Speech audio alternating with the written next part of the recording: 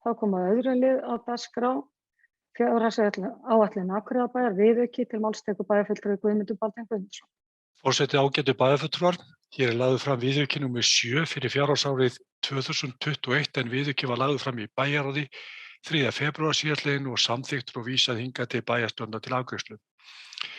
Viðaukinn vegna A. Tilfærslu hagræðingarkröfu á óvenjulegum liðum yfir á málaflokk félagsþjónustu 55 milljónir króna.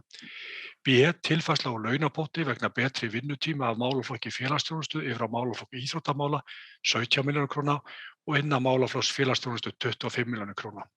C.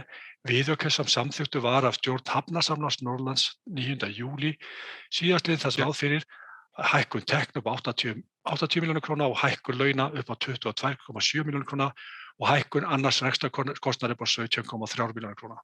Áætluð rekstrarafkoma Hafnasamlagsins batnar 40 milljónir króna með viðaukanum og þar með minnkar rekstrarhalli í samstæðunum þá upphæð. Þessar tilfærslur í viðaukanum sem við erum að leggja fram núna fyrir árið 2021 í rauninni bara lagfæringar á hlutum sem var í rauninni búið að samþykkja og gera hjá Hafnasamlaginu annars vegar og síðan þá að færa út hagræðingarkröfu upp á 55 milljónir og hefur ekki áhrif á rekstur eða áætlun með neinum hætti og þetta hér lagt fram til samþykktar í bæjarstjórn. Takk. Það bæjarfulltrúi Guðmundur Baldvin Guðmundsson, lokið máli sínu orðið laust.